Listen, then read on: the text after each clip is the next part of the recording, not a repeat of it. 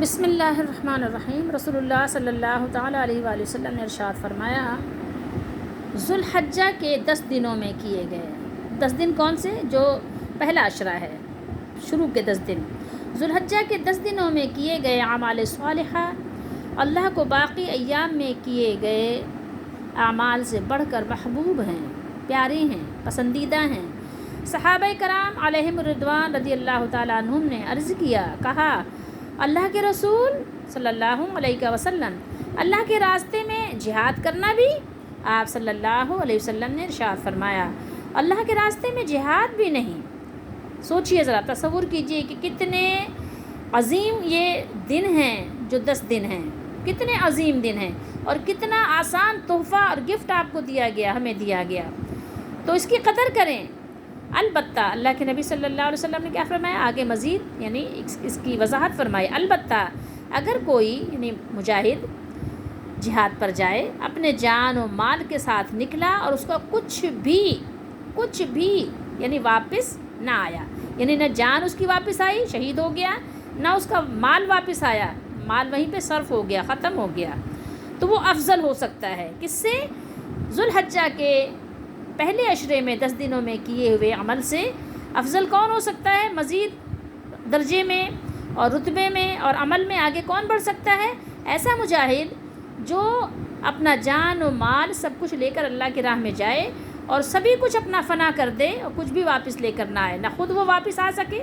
شہادت کی وجہ سے اور نہ اس کا مال کچھ بھی واپس آ سکے گھر والوں کے لیے بچا ہوا، تو ایسا شخص اس سے افضل ہے، یعنی جو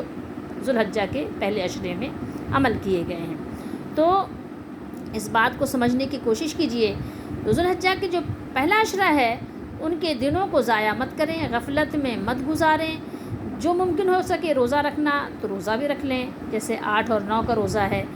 جو حج نہیں کرنے گئے ہیں، حاجیوں کے لیے تو نہیں ہے، حاجیوں کے لیے اس لیے کہ ظاہر ان کو اور دیگر ان کے مشقتیں ہیں،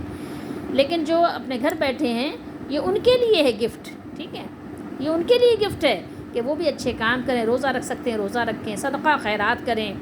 اس کے علاوہ کچھ نوافل بھی پڑھیں، اس کے علاوہ کیا کریں؟ ذکر و تسبیح کریں، بالخصوص چوتھا کلمہ پڑھیں، کوشش کریں کہ چوتھا کلمہ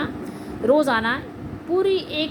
جو 100 دانے کی تسبیح ہے پوری ایک تسبیح پڑھ لیں، ٹھیک ہے۔ یہ اور بھی سبحان اللہ و بحمدہ سبحان اللہ العظیم ہے اور دیگر تسبیحات ہیں، ذکر اللہ ہے۔ سبحان اللہ کی فضیلت ہے کہ جس نے ایک مرتبہ سبحان اللہ کہا اس کو 1000 نیکی ملے گی،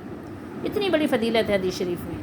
تو ذکر و اذکار کریں، پھر کیا کریں؟ دعائیں کریں، کثرت کے ساتھ دعائیں کریں، اپنے لیے بھی، اپنے تمام گھر والوں کے لیے، احباب دوستوں کے لیے اور پیارے آقا صلی اللہ علیہ وسلم کی ساری امت کے لیے خوب دعائیں کریں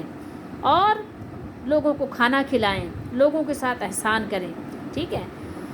تو اللہ تعالی ہم سب کو توفیق دے اور صلہ رحمی کریں، اپنے رشتوں کو جوڑیں، جو ذی رحم رشتے ہیں ان کو بھی جوڑ کر رکھیں، یہ نہیں کہ ان سے کاٹا ہوا ہے، ان کو محروم رکھا ہوا ہے، ان کو نہ کچھ دیتے ہیں نہ لیتے ہیں، نہ ان کے گھر جاتے ہیں نہ ان کو بلاتے ہیں، اور جناب آپ عبادت میں لگے ہوئے ہیں، عبادت کریں لیکن آپ حقوق